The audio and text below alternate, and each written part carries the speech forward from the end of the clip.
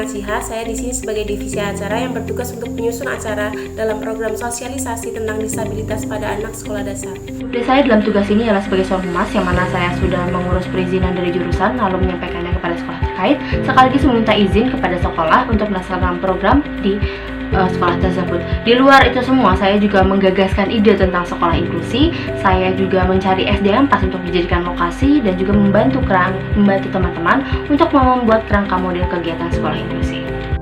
Ya, perkenalkan, saya Sindu Mukti saja dari kelompok 7 seksi transportasi. Perkenalkan, nama saya Trinitas Osyana. Dalam program ini, tugas saya adalah mendokumentasikan setiap kegiatan mulai dari sebelum, saat, dan setelah rangkaian program berakhir. Perkenalkan, nama saya Syahrul Safatoni. Di sini saya bertindak sebagai divisi perlengkapan, di mana saya bertugas untuk menunjang perlengkapan yang akan digunakan oleh teman-teman dalam melakukan kegiatan kemahasiswaan.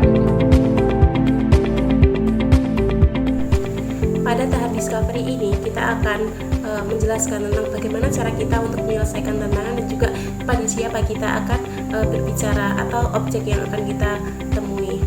Tantangan yang perlu kita selesaikan adalah masyarakat yang masih belum melek akan isu-isu disabilitas, di mana orang-orang disabilitas itu masih termarginalkan. Keresahan yang dirasakan oleh peneliti dimulai dari adanya kasus-kasus masyarakat yang masih kurang mendapatkan sosialisasi tentang bagaimana cara melakukan interaksi yang baik terhadap orang-orang penyandang disabilitas. Kurangnya sosialisasi ini mengakibatkan terjadinya miskomunikasi. Kasus yang sering kita jumpai di sekitar kita adalah ketika ada seorang tunawicara yang ingin meminta tolong kepada orang normal, sedangkan orang normal tidak mengetahui bahasa isyarat apa yang digunakan oleh orang tersebut, sehingga yang terjadi adalah miskomunikasi, di mana maksud yang ingin disampaikan oleh si tunawicara tersebut tidak tersampaikan dengan baik kepada orang normal. Berangkat dari keresahan tersebut, muncullah sebuah tantangan untuk menyelesaikan atau setidaknya meminimalisir kasus-kasus yang telah terjadi seperti yang telah dipaparkan tadi. Dari tantangan tersebut, muncullah ide yang menggiring kita untuk memperkenalkan jenis-jenis penyandang disabilitas dan bagaimana cara kita untuk memperlakukan mereka. Selain itu, perlu juga dilakukan pengenalan terhadap dasar-dasar bahasa isyarat. Target dari kami merupakan siswa sekolah dasar yang mana seharusnya pengetahuan seperti ini sudah mulai diterapkan pada saat usia dini. Kami beranggapan bahwa pendidikan inklusi itu sangat penting dan menjadi dasar bagaimana ia bisa berinteraksi dengan para penyandang disabilitas di sekitar lingkungannya. Kami juga menginginkan agar masyarakat sadar dan peduli bahwasanya di lingkungan tempat kita tinggal ada orang-orang yang berkebutuhan khusus dan harus mendapatkan perlakuan yang khusus juga.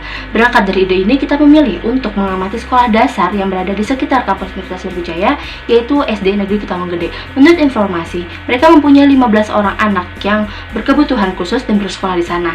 Dan oleh karena itu, bertepatan dengan proyek yang kami bawa, kami rasa lokasi SD Negeri Ketawang Gede merupakan lokasi yang pas untuk dijadikan proyek kami. Akan tetapi, fokus kami tidak hanya untuk anak-anak disabilitas, tapi juga non-disabilitas. Mengapa? Karena mereka lah yang nantinya diharapkan akan menerapkan dengan baik cara-cara memperlakukan orang-orang disabilitas di sekitarnya. Selain itu, diharapkan mereka bisa menjadi pionir untuk teman-teman mereka dan memberikan contoh yang baik. Karena hal ini juga dilakukan untuk mencegah anak-anak melakukan bullying yang diarahkan kepada teman mereka penyandang disabilitas. Jadi setelah kita melewati tahap pertama, di mana kita telah menemukan sebuah tantangan atau sebuah permasalahan, nah di tahap yang kedua ini kita sudah belajar sesuatu. Nah, dari hasil temuan itu bagaimana cara kita menginterpretasikan hasil temuan tersebut. Nah, dari situ kita juga bagaimana cara kita dalam mewujudkan sesuatu permasalahan yang sifatnya masih abstrak tersebut dengan menggunakan solusi yang ditawarkan. Nah, jadi dalam human centered design ini kita tidak hanya berpikir, tapi kita juga merancang. Maksudnya itu kita mencari sebuah solusi dari permasalahan yang muncul, namun dengan catatan bahwa semua solusi yang telah didapatkan oleh kelompok itu tidak semuanya bisa menyelesaikan sebuah permasalahan. Jadi dalam artian semua solusi itu tidak bisa diterapkan semuanya. Terus yang tidak kalah penting dari tahap yang kedua ini, kita juga harus sering-sering melakukan observasi, karena dengan melakukan observasi kita juga dapat benar-benar mengetahui permasalahan yang ada di lapangan. Nah, setelah kita benar-benar mengetahui sebuah permasalahan yang ada di lapangan itu, kita akhirnya bisa mencari sebuah solusi yang tepat untuk menyelesaikan bagaimana masalah itu diselesaikan. Di sini saya akan menjelaskan tentang prototype. Dalam konsep human-centered design, diperlukan ada sebuah rancangan. Rancangan yang dimaksud di sini adalah penyelesaian masalah-masalah yang telah kami temukan di tahap discovery. Di sini kelompok kami telah membuat rancangan-rancangan kegiatan untuk program ini. Di antaranya ada 3 kegiatan yang akan kami bawa. Yang pertama, pengenalan bahasa-bahasa isyarat. Yang kedua, pengenalan jenis-jenis disabilitas. Dan yang ketiga, games mengenai materi yang telah kami sampaikan. Di sini saya akan menjelaskan tentang kegiatan pertama dalam program ini, yaitu pengenalan bahasa isyarat. Seperti yang kelompok kami sudah jelaskan dalam tahap discovery, karena itu kami rasa penting untuk kegiatan ini kami bawa kepada siswa-siswi SD Negeri Ketawang Gede, agar siswa-siswi difabel dan siswa-siswi non-difabel dapat berkomunikasi dengan baik. Di sini kami akan mengenalkan bahasa isyarat yang akan muncul dalam kegiatan sehari-hari saja. Melihat bahwa masih banyak orang-orang yang masih kurang bisa ahli dalam bahasa isyarat. Nah, maka dari itu, jika kita melakukan pendidikan bahasa isyarat sejak dini, dengan harapan nantinya banyak orang-orang yang benar-benar bisa ahli dalam bahasa isyarat, dan akhirnya anak-anak yang disabilitas itu benar-benar diperhatikan. Seperti yang telah dijelaskan oleh teman saya sebelumnya, di mana kelompok kami mengajukan 3 program atau kegiatan dalam hal ini.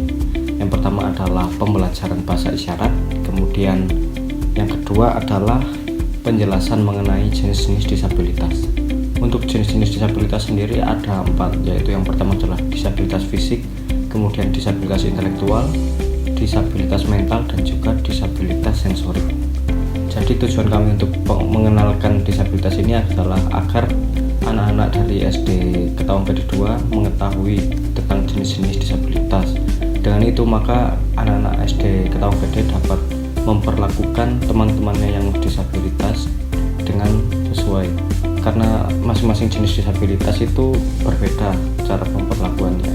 Kemudian kami juga akan melakukan kegiatan game, yaitu yang bermain, di mana game ini dilakukan menggunakan bahasa isyarat yang juga memperhatikan teman-teman yang disabilitas. Dengan ini maka diharapkan teman-teman disabilitas tidak merasa tereksklusi dari teman-teman yang lain, kemudian akan mewujudkan sekolah yang inklusi dan ramah terhadap para penyandang disabilitas. Terima kasih. Kurang lebih saya mohon maaf. Assalamualaikum warahmatullahi wabarakatuh.